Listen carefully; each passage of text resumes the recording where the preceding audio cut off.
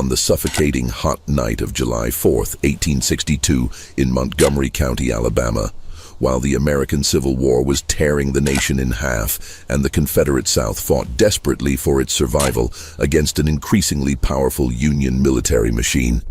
Something happened that would send shockwaves through the entire Southern territory and become whispered legend in slave quarters from Virginia to Texas.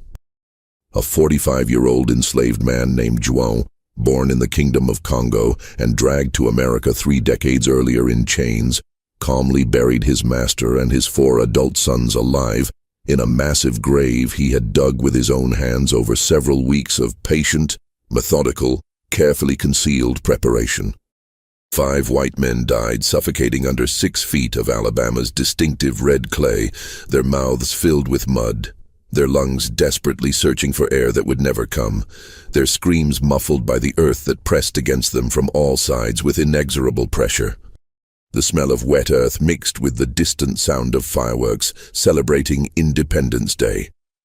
The bitter irony not lost on the hundreds of enslaved people who would soon learn what had transpired in that abandoned tobacco barn on the northern edge of the plantation. The last Independence Day celebration the Whitmore family would ever experience, the last night they would draw breath, the last time their voices would command obedience from anyone. Before we continue this story, don't forget to subscribe and comment which city you're listening from. Let's continue. By the morning of July the 5th, 1862, Whitmore Plantation had become a crime scene that would haunt Alabama for generations, a place whispered about in slave quarters across the Deep South. A story that would be passed down through families both black and white, though with vastly different interpretations of what it meant and what lessons should be drawn from it. For white plantation owners throughout the region, it represented their deepest nightmare made manifest, the proof that no amount of control or surveillance or punishment could guarantee their safety, that the people they enslaved were not docile animals who accepted their condition, but human beings fully capable of sophisticated planning and terrible revenge when pushed beyond all endurance. For enslaved people, it represented something else entirely. Something powerful and dangerous and hopeful all at once, the knowledge that resistance was possible even in the most oppressive circumstances, that justice could be taken even when it would never be given through legal channels, that even the most powerless person in the most brutal system could make the powerful pay an ultimate price if they were willing to sacrifice everything in the pursuit of vengeance. But this story doesn't begin on the night of July 4th with 5 men screaming into dirt-filled mouths as red Alabama clay was methodically packed around their buried bodies by a father whose heart had turned to stone. It begins 4 months earlier, on a cold March morning in 1862, when Juan stood in a crowd of 250 enslaved people and watched his only son, his beloved Daniel, be buried alive up to his neck as punishment for the crime of attempting to escape to freedom, attempting to become what every human being deserved to be, a person who owned themselves rather than being owned by another. It begins with a father forced to witness his child's murder, powerless to intervene, required by threat of his own death to stand motionless while his son died slowly over 3 agonizing days under the brutal Alabama sun, his voice calling out for help that could never come, his body trapped in earth that would become his grave. It begins with grief so profound that it transformed into something harder and colder and infinitely more dangerous than mere sorrow. Grief that became rage, rage that became determination, determination that became a plan executed with the same precision Juan brought to his metalwork at the plantation forge. The Alabama Black Belt in 1862 existed in a strange paradox of desperate wealth, built on stolen labor and impending doom as Union armies advanced, slowly but inexorably through Confederate territory. The region derived its name from the dark, fertile soil that made it perfect for cotton cultivation, and by the outbreak of the Civil War, it had become one of the richest areas in North America, based purely on the value of crops produced and land owned. though that wealth was entirely illusory in many ways, based on the assigned value of enslaved people who could theoretically be sold for cash, but whose actual value depended entirely on the continuation of a slave system that was increasingly under threat from both internal resistance and external military force. Montgomery County sat at the heart of this region, and for a brief period in early 1861, Montgomery itself had served as the capital of the Confederacy, before that dubious honor moved to Richmond, Virginia, making the area symbolically important to the Confederate cause, even as it became clear that the South was fighting a war it would likely lose. The county was home to dozens of massive plantations, each one a self-contained world of agricultural production, each one dependent entirely on enslaved labor for every aspect of its operation, from planting to harvesting to processing to transportation, each one a site of daily violence and systematic dehumanization that the law not only permitted but actively protected through slave codes that made it illegal to teach enslaved people to read, illegal for them to gather without white supervision, illegal for them to travel without written passes, illegal for them to testify against white people in court, illegal for them to defend themselves against any assault no matter how brutal. The law treated enslaved people as property pure and simple, and property had no rights that the law was bound to respect, no protection from any cruelty their owners chose to inflict, no recourse when families were separated or children were sold away from parents or women were raped or men were worked literally to death in the fields. Whitmore Plantation sprawled across 2,000 acres of prime cotton-growing land, worked by 250 enslaved people who labored from the moment the sun touched the horizon until darkness made further work impossible, with brief breaks for meager meals and perhaps a few hours of sleep before the cycle began again. The plantation produced an annual cotton yield that ranked among the highest in the state, generating profits that had made Thomas Whitmore one of the wealthiest men in Alabama, even as the war drained resources from the Confederacy and made it increasingly difficult to sell cotton on international markets due to the Union naval blockade that was slowly strangling the Southern economy. The big house stood as a monument to wealth extracted from human suffering. 3 stories of white-painted wood with massive columns that had become the architectural signature of plantation grandeur, ancient oak trees lining the approach and creating a canopy of shade that made the walk to the house feel almost cathedral-like in its solemnity. Wide verandas wrapping around the entire structure, providing spaces for the family to sit in comfort during the oppressive heat of Alabama summers. Crystal chandeliers hung in the dining room, their faceted glass catching and reflecting light in ways that created dancing patterns on the walls during evening meals. Turkish carpets covered the floors of the main rooms, their intricate patterns woven by hands half a world away. Paintings in gilded frames decorated the walls, portraits of Whitmore ancestors and landscape scenes of European grandeur that the family had never visited but aspired to join through their accumulation of wealth. Every single item in that house, from the smallest teacup to the largest piece of furniture, had been purchased with money that came from cotton picked by hands that would never see a cent of profit from their labor, never benefit from the wealth they created, never escape the brutal cycle of work and punishment that defined every day of their existence. Thomas Whitmore was 58 years old in 1862, a tall and lean man whose silver hair and cold green eyes gave him an appearance of distinguished respectability that masked the cruelty beneath, the kind of man who could discuss philosophy and politics over dinner, and then order a human being whipped until their back was raw meat without any apparent sense of contradiction. Throughout Montgomery County, enslaved people knew him by a nickname they whispered only when certain no white person could hear. When they were alone in the slave quarters late at night, when they gathered in the woods for secret prayer meetings that the law forbade, but that they held anyway, because faith was one of the few things that could not be stolen from them. They called him the grave digger, not because he buried the dead in any conventional sense, not because he showed any respect for human remains or conducted proper funerals, but because his preferred method of punishment involved burying people alive, standing them in holes dug specifically for that purpose and filling the earth back in around them until only their heads remained visible. Over the course of his 40 years as a plantation owner, having inherited the property from his father and expanded it through ruthless efficiency and the calculated purchase of adjoining lands from less successful neighbors, Thomas Whitmore had perfected this technique of torture and turned it into something approaching a science. When an enslaved person committed what he considered a serious infraction, attempting escape, talking back to an overseer, working too slowly, stealing food to supplement the inadequate rations provided, or any of a dozen other offenses, both real and imagined, Whitmore would have a hole dug in the ground, 6 feet deep and just wide enough for a human body to stand upright. The accused would be forced to step down into this hole while dirt was shoveled back in around them, packed tight with the flat of the shovel, compressed until it held firm and would not shift, until only their head remained above ground level.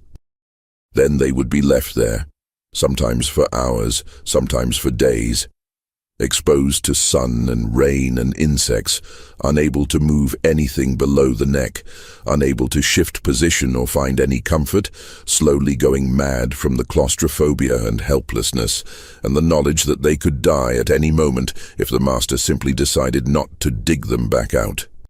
Thomas Whitmore kept meticulous records of these punishments in a leather-bound ledger he stored in his study, recording the name of each victim if he knew it, or simply their function if he didn't consider them worth knowing by name, the nature of their supposed offense, the duration of their burial, and the outcome. By 1862, he had buried 34 people this way over the course of his career as a plantation owner.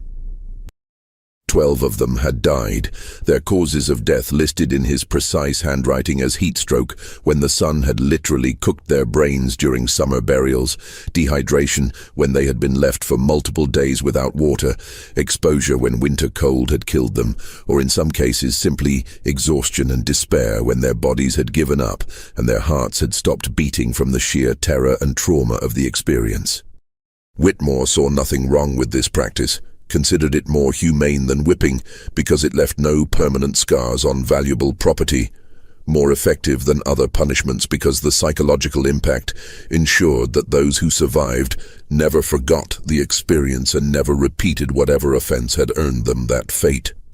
Thomas Whitmore had 4 sons, and each one had learned cruelty at their father's knee from the earliest age, had been raised to see enslaved people as property, no different from livestock, perhaps even less valuable than good horses or cattle, had grown into men who competed with each other to see who could be more brutal, who could extract more labor from the people they oversaw, who could break more spirits and crush more hopes.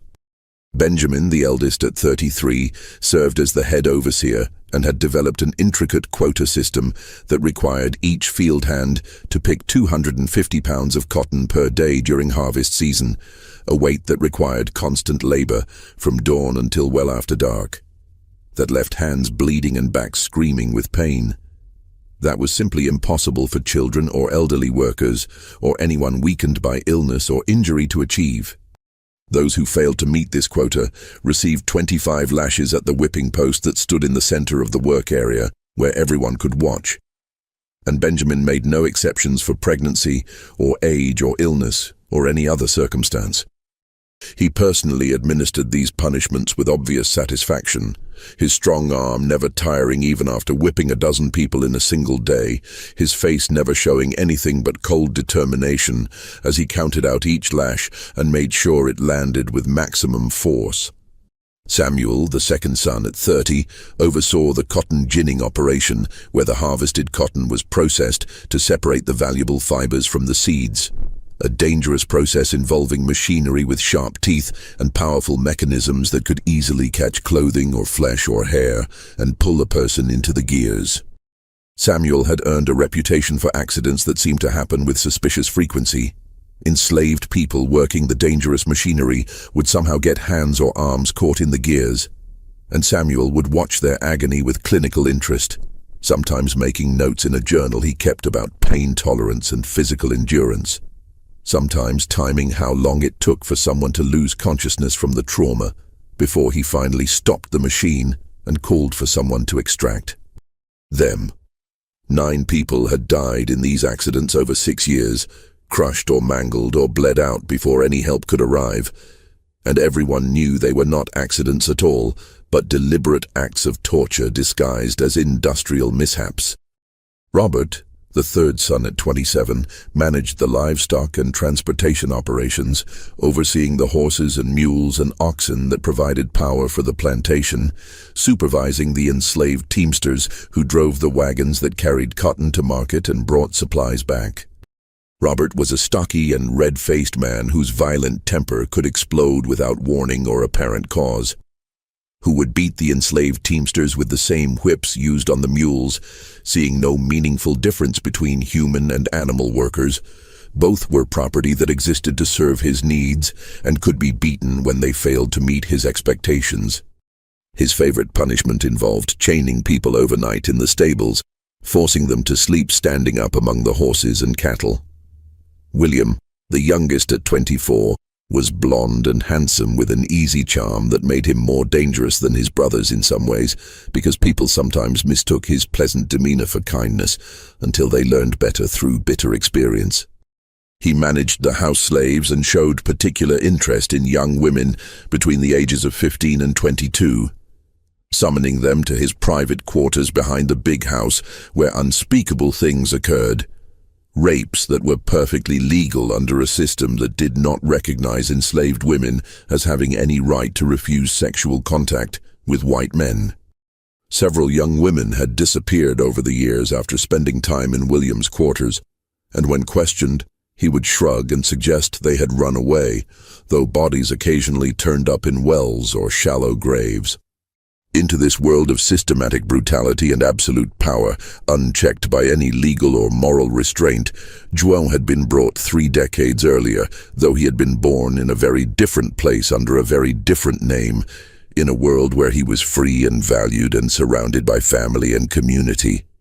He had entered the world as João Kimpavita in the Kingdom of Congo, in the region that would later be called the Democratic Republic of Congo, born into a family of skilled craftsmen in a society that had been in contact with Portuguese traders for centuries and had developed complex relationships with European powers that involved trade and diplomacy and sometimes conflict.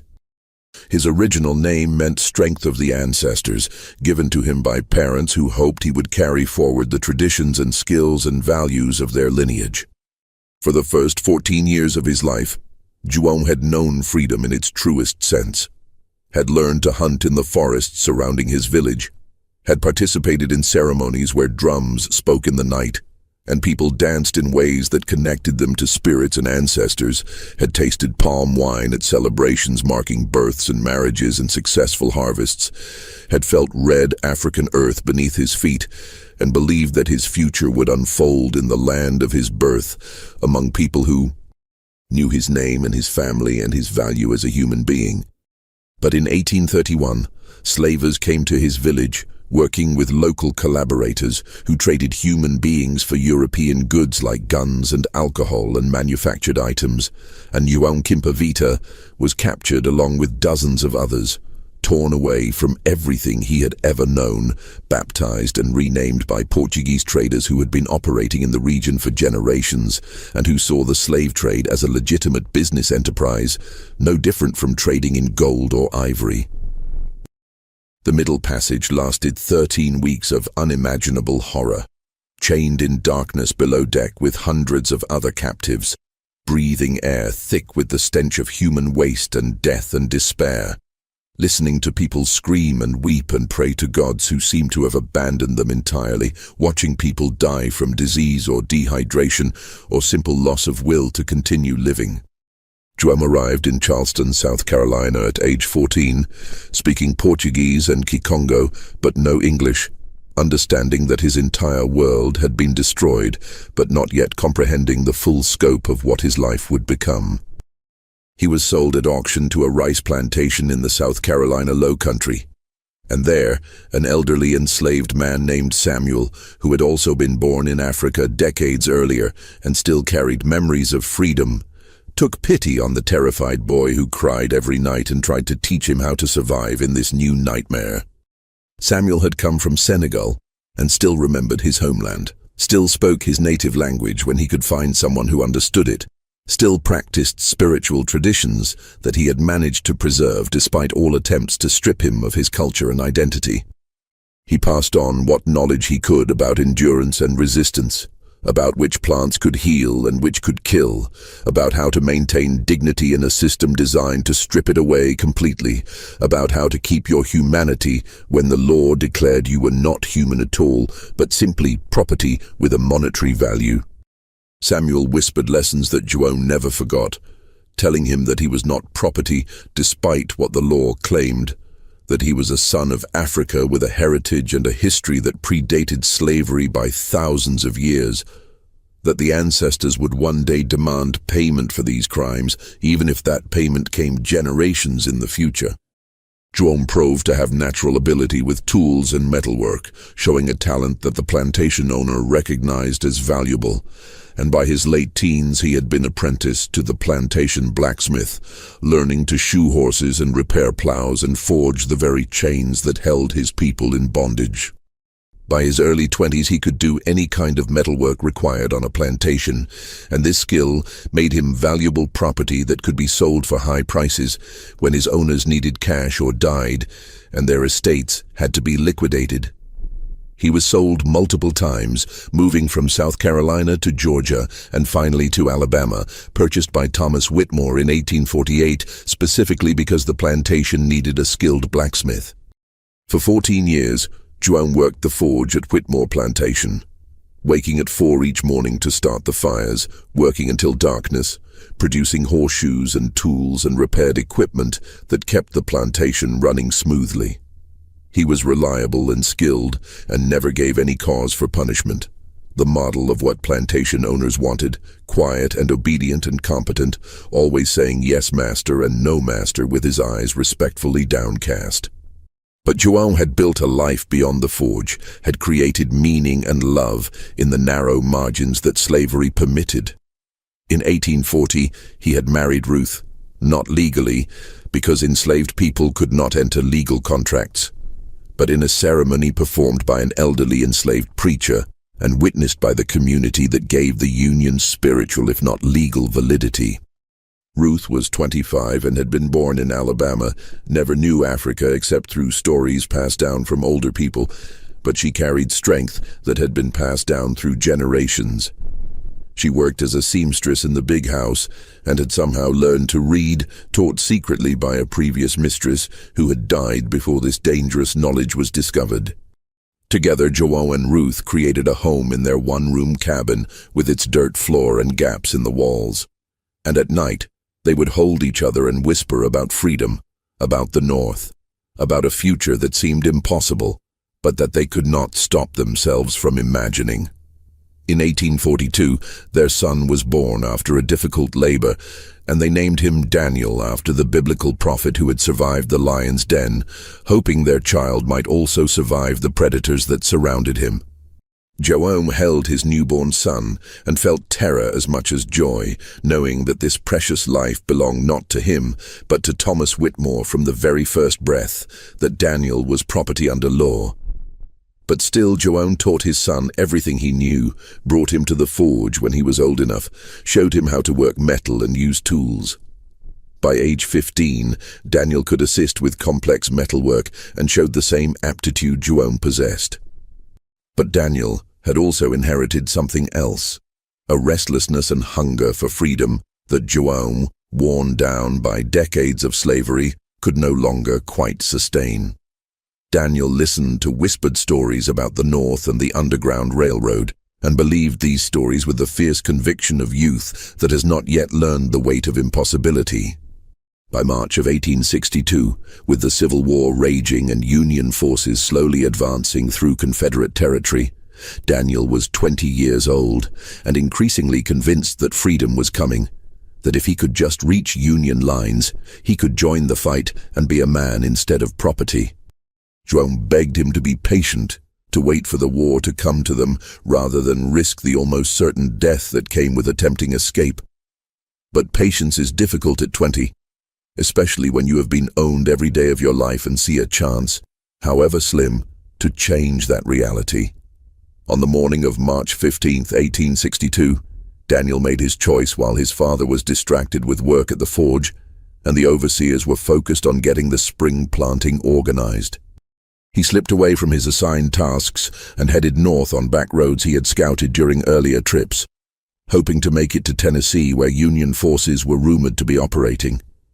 He made it 8 miles, farther than most runaways ever got, moving quickly and staying off the main roads. But the slave patrol had bloodhounds specifically trained to track runaways, and the dogs caught his scent within hours. They dragged him back in chains, beaten by the patrollers who earned bounties for returning escaped slaves, and who took pleasure in administering preliminary punishment before delivering their captives back to the masters who owned them. Part 2. The Vengeance That Balances Scales. What happened next would haunt Jerome for the remaining months of his life and transform him into something he had never imagined he could become. Would take a man who had counseled patience and survival and turn him into an instrument of vengeance as terrible as anything the Old Testament described. By late afternoon on March 15th, every enslaved person on Whitmore Plantation had been forced to assemble in the open area in front of the big house. The same space where cotton was loaded onto wagons and where punishments were publicly administered to ensure that everyone understood the consequences of disobedience and would be deterred from following the example of whoever was being made into an object lesson. Jerome stood in that crowd with Ruth beside him, both of them staring at their son, who stood in chains and covered in blood from the dogs that had tracked him and from the beating he had received from the patrollers.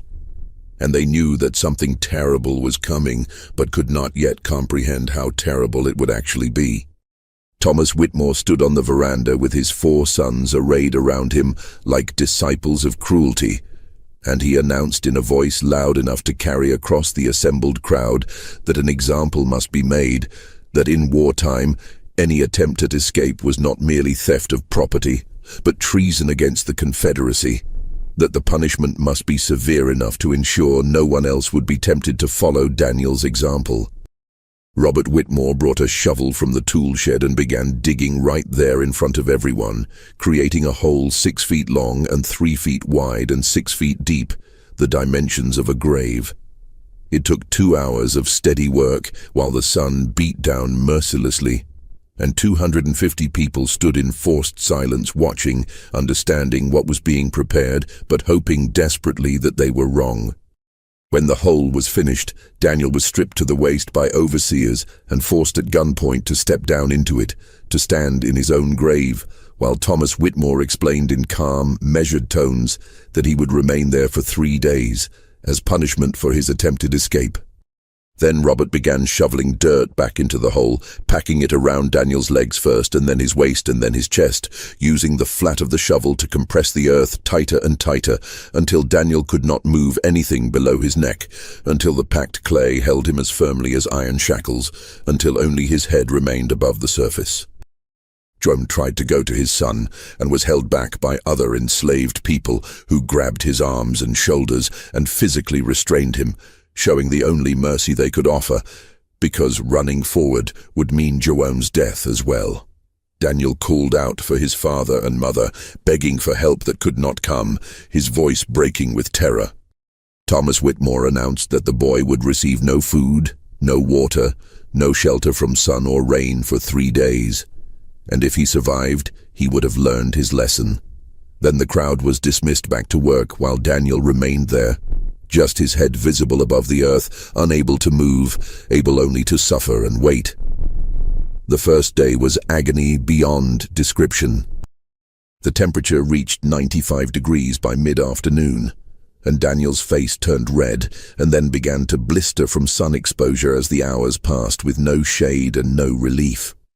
His lips cracked and bled. His voice grew hoarse from calling out for water that would never come. His body, trapped in the earth, began to feel like it was being cooked from the ground up, as the packed clay absorbed and conducted heat. João worked at the forge, but could see his son in the distance, could hear the occasional cries when the wind carried them, could do nothing but hammer metal and pray to ancestors he was no longer certain existed. Every strike of his hammer against hot metal felt like a blow to his own heart.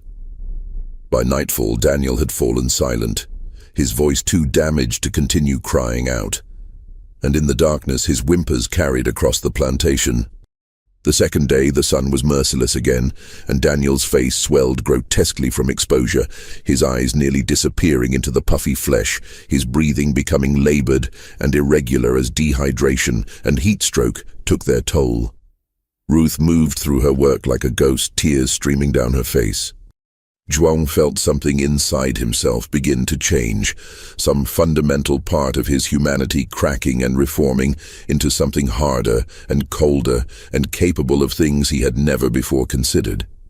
For 31 years he had survived slavery by accepting certain limits, by understanding that direct resistance meant death. But watching Daniel die slowly destroyed something in João that could not be repaired. The third day dawned cooler with cloud cover, and there was brief hope that Daniel might survive. But by noon his head had fallen forward and would not rise again. By mid-afternoon the plantation physician confirmed what João already knew in his bones. Daniel was dead, his young body unable to withstand 3 days of exposure and the immense pressure of packed earth around his chest that made every breath more difficult until finally his lungs simply gave up. They pulled Daniel's body from the ground that evening, his skin mottled purple and black where the compressed earth had bruised him, his face destroyed beyond recognition by sun exposure, his eyes still open and staring. João and Ruth buried their son that evening in the graveyard where enslaved people were laid to rest without markers, just one more anonymous grave among hundreds. Ruth spoke words in a language she had never been taught but somehow knew, calling on spirits and ancestors to remember this boy. João said nothing during the burial, just stood beside the grave and stared at the earth covering his son, and in that moment something fundamental shifted inside him that could never be shifted back. The part of him that had counseled patience died with Daniel. For 3 days after burying his son, João did not speak, lying motionless on the dirt floor of his cabin while Ruth tried to reach him and failed. On the 4th day he rose before dawn and walked alone to Daniel's grave, and there he spoke in Kikongo, the language of his childhood that he had not used in decades. He called on the ancestors to give him strength for what he was about to do. He cut his palm with a sharp stone and let blood fall onto the earth covering his son, making a vow in the old way. He swore that the Whitmore men would pay for what they had done, that they would die exactly as Daniel had died, buried alive and helpless and terrified. He swore that justice would be taken, since it would never be given, that his life was forfeit from this moment forward, but that he would use whatever time remained to extract a price that would echo through history. Over the following 3 months, from April through June of 1862, João became the perfect slave in ways he had never quite achieved before. He worked harder than ever, producing more tools and horseshoes than any other blacksmith in the county. He volunteered for additional tasks, offered to work on Sundays, showed initiative in improving processes. Thomas Whitmore and his sons praised this dedication, interpreting it as proof that the brutal punishment had taught the right lesson. But while João worked with apparent contentment, his mind was engaged in careful observation and meticulous planning. He studied the Whitmore men's routines, noting when each one was where, which areas of the plantation were remote and unobserved. He learned that the family traditionally celebrated July 4th with a private gathering, just the 5 men drinking bourbon and smoking cigars, while the women and children went to bed early. This would put all 5 men together in a predictable location at a predictable time. João understood immediately that this represented an opportunity that might never come again. He began making preparations with the same patience he brought to his metalwork. There was an abandoned tobacco barn on the northern edge of the plantation, unused for 20 years, isolated enough that screams would not carry. Over 3 weeks in May, João visited this barn during lunch breaks, ostensibly to salvage materials, but actually to dig. He excavated a massive grave, 15 feet long, 8 feet wide, 8 feet deep, large enough for 5 men to be buried standing upright side by side. He removed the dirt carefully and hid it in overgrown areas, working methodically, never taking so much in a single day that someone might notice. When the grave was complete by late May, he covered it with old planks and scattered debris to make it invisible. He needed restraints, so over several nights in June he forged 5 sets of shackles from scrap metal that would not be missed, designed to allow some movement but prevent effective resistance, hidden beneath the blacksmith shop floor. For initial incapacitation he turned to Jimson weed, a plant that grew wild near the creek. He spent 2 weeks collecting and drying the seeds, grinding them into powder. He tested the powder on a trapped rat and observed that it became unable to coordinate movement but remained conscious, exactly what he needed. The final challenge was delivery. Thomas Whitmore loved expensive Cuban cigars kept in a humidor in his study, and the 5 men often smoked together. João volunteered to repair a window hinge in the study, and during this work he carefully removed 5 cigars, took them to his workshop, unrolled them with painstaking care, mixed the Jimson weed powder into the tobacco, and re-rolled them so perfectly that no visual inspection would reveal tampering. He returned the doctored cigars to the humidor, positioned where they would naturally be selected next. Everything was ready by early July. João visited Daniel's grave one final time on the evening of July 3rd, kneeling beside the unmarked earth as the sun set. He spoke to his son in Kikongo, telling him that tomorrow night it would happen, that the men who killed him would pay the same price he had paid. He cut his palm again, reopening the scar from 3 months before, letting fresh blood fall onto the grave. He asked the ancestors to watch what would happen tomorrow, to guide his hands if he hesitated, to accept what he was about to do as payment for what had been taken. July 4th, 1862, dawned with oppressive heat and humidity. João woke before dawn, and Ruth was beside him awake and staring at the ceiling, and they both understood without speaking that this was their last morning together, that what João was about to do would end with his execution, that they were saying goodbye even though neither spoke the word aloud. The day passed with excruciating slowness as enslaved people celebrated their rare day off, and the Whitmore family gathered for their Independence Day dinner. As evening fell, João positioned himself near the big house under the pretense of repairing a water pump, watching through windows as the women and children retired early, and as Thomas Whitmore led his 4 sons to the study with bourbon and cigars, as the old man opened his humidor and distributed cigars to his sons, as all 5 men lit up and drew the poisoned smoke deep into their lungs. The Jimson weed worked gradually over the course of an hour, and João watched through the study window as first one man and then another began showing symptoms of confusion and weakness, their movements becoming uncoordinated, their attempts to call for help producing only slurred words. When he was certain they were sufficiently incapacitated, João entered through the kitchen door and made his way to the study where 5 men looked at him with frightened, confused eyes, trying to command him to help them, but unable to make their poisoned bodies obey their will.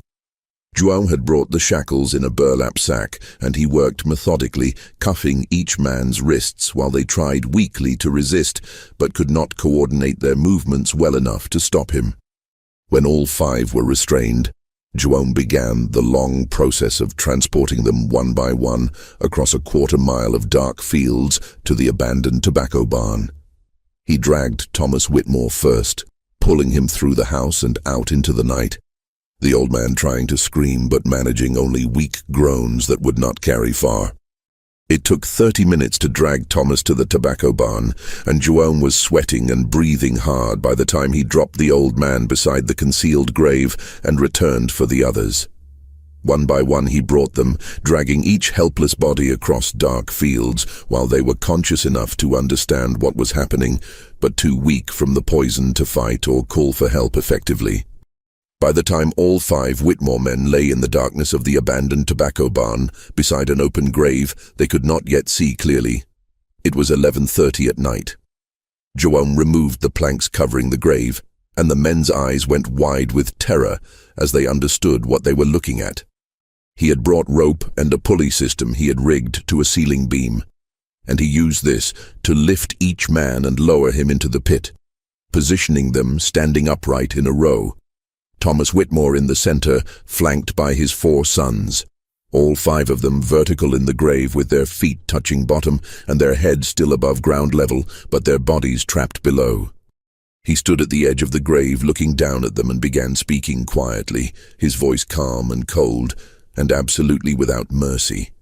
He explained that they were about to experience exactly what they had done to Daniel, that they would be buried alive and left for 3 days, that they would understand the terror and helplessness his son had felt.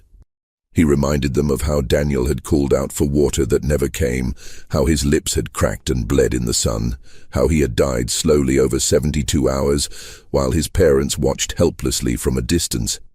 Then he began shoveling dirt into the grave, working methodically and steadily, filling it around their legs first, and watching as they tried desperately to climb out, but could not coordinate their movements well enough to gain any purchase on the earthen walls. He shoveled around their waist and their chest, packing the red Alabama clay tight with the flat of the shovel, compressing it, just as had been done to Daniel, making sure they could not move anything below their necks, working until only 5 heads remained above ground level, 5 pairs of terrified eyes staring up at him in the darkness.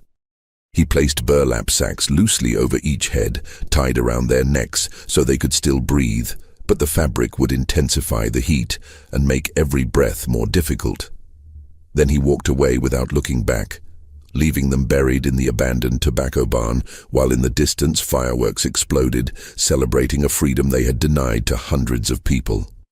The first day brought brutal heat that reached 98 degrees by early afternoon.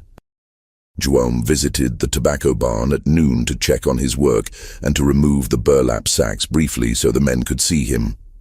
Their faces had turned purple with sun exposure, their skin blistering and peeling from the intensity of the sun. Their mouths were desperately trying to form words, begging for water, trying to promise anything if he would just release them, but Joan felt nothing except cold satisfaction. He reminded them that Daniel had begged the same way, had called out for water that never came, had promised to be obedient and never run again if they would just let him out of the ground. But his pleas had been ignored. The second day was slightly cooler at 90 degrees, but that barely mattered because by then they were beyond the point where temperature made much difference to their suffering. When Joan removed the burlap sacks at midday, their faces were grotesquely swollen from exposure and from insect bites, because ants had found them during the night. Their lips were cracked and bleeding from dehydration. Their breathing was labored and irregular as organs began to fail. Their eyes still showed awareness, which meant they understood fully what was happening to them, that they were dying slowly and painfully, that no rescue was coming. By the third day, when Joan visited in the morning after a summer thunderstorm had brought rain during the night, he found 4 of them already dead. Thomas Whitmore's eyes were open but unseeing, his face frozen in an expression of terror. Benjamin had somehow died with his mouth open as if screaming. Samuel's head had fallen forward. Robert's face was purple and swollen beyond recognition. Only William, the youngest, showed any signs of life. A faint pulse visible at his throat, shallow breathing that came in irregular gasps. Joan knelt beside William and thought about mercy, about ending his suffering quickly. But then he thought about Daniel, and about the 12 other people Thomas Whitmore had buried alive over the years, and he stood up and walked away, leaving William to die alone in the rain. By noon on July 7th, when Joan returned one final time, all 5 Whitmore men were dead. João did not attempt to hide or escape after completing his revenge, because escape had never been part of his plan, and survival had never been his goal once Daniel died. He simply returned to his cabin, washed the mud from his hands, and sat down on the dirt floor to wait. Ruth was there, and she looked at him and understood from his face that it was done. And she sat beside him and took his hand, and they waited together in silence. The Whitmore women discovered their men missing by mid-morning when breakfast time passed without them appearing, and they organized a search party. They found the bodies by early afternoon when someone remembered the abandoned tobacco barn, finding 5 heads protruding from earth in that isolated structure. The sheriff arrived from Montgomery by evening and quickly determined that João was responsible based on the shackles that were clearly the work of a skilled blacksmith. There was no real trial, because Confederate Alabama in 1862 had no interest in legal proceedings for an enslaved man who had murdered 5 white men. João was sentenced to death by hanging within 2 days, and the execution was scheduled for July 15th, as a public spectacle meant to terrorize other enslaved people into continued submission. But something unexpected happened in the days between sentencing and execution. Word of what João had done spread through the enslaved community with remarkable speed, moving from plantation to plantation across Montgomery County and beyond, reaching Mobile and Birmingham and Huntsville within 2 weeks. The story resonated with a power that terrified white plantation owners and inspired enslaved people, because it proved that resistance was possible, that masters could be made to pay, that even the most powerless person could achieve a kind of justice if willing to sacrifice everything. On July 15, 1862, more than 500 people gathered in Montgomery to watch João hang. He was led to the gallows at noon with his hands bound behind his back, but his head held high. When the sheriff asked if he had any last words, João spoke in a clear, strong voice that carried across the crowd. He said he was João Quimpa-Vita, son of the Kingdom of Congo, stolen from his homeland 31 years earlier. He said he had done what any father would do when his only son was murdered for wanting freedom. He looked directly at the plantation owners in the crowd and told them they could hang him, but could not hang what he represented. That every enslaved person present now knew that revenge was possible, that masters could bleed and die like anyone else, that power was not absolute. Then he turned to the enslaved section of the crowd and told them to remember him, to remember that they were not property, but human beings and sons and daughters of Africa, and that one day soon all of them would be free. The trapdoor dropped at noon and João died instantly as his neck broke cleanly, but his story did not die with him. Ruth kept her promise and told everyone who would listen, singing his story in coded spirituals, whispering it in slave quarters, making certain that João Quimpa-Vita would be remembered. When Union forces finally captured Montgomery in April of 1865, as the Confederacy collapsed and slavery finally ended, Ruth was still alive at 50 years old and finally free, and she told João's story to Union officers and Freedmen's Bureau agents, ensuring it was recorded and preserved. Today, 162 years after that July night in 1862, João's story survives as testament to the violence that oppression inevitably produces and the desperate courage of people who refuse to accept injustice even when resistance meant certain death. In 2015, archaeologists from Auburn University used ground-penetrating radar to locate the grave, confirming its dimensions exactly as described. A memorial marker now stands near the site. Here in July 1862, 5 men died as they had killed, buried alive as they had buried others. May it remind us that evil systems create evil outcomes for all involved. May we never forget. May we never repeat. Every July 4th, descendants of Whitmore Plantation's enslaved community gather at that site to honor Daniel, who died for wanting freedom, and João, who avenged his son, and Ruth, who kept the story alive. They bring offerings, sing spirituals, and tell the next generation that this is what slavery was, this is what people endured, and how some resisted. They insist that this history must be remembered because memory is the only protection against repetition. So remember João Kimpavita of the Kingdom of Congo. Remember Daniel, who wanted only to be free. Remember Ruth, who made sure their story survived. Remember that 5 men died buried alive in Alabama soil because they thought human beings could be owned and killed with impunity. Remember that this is the legacy of American slavery. And remember that this story will echo forever as testament to both the worst and best of human nature, to our capacity for cruelty and our capacity for courage, to the injustice we can inflict and the resistance we can offer when pushed beyond all endurance.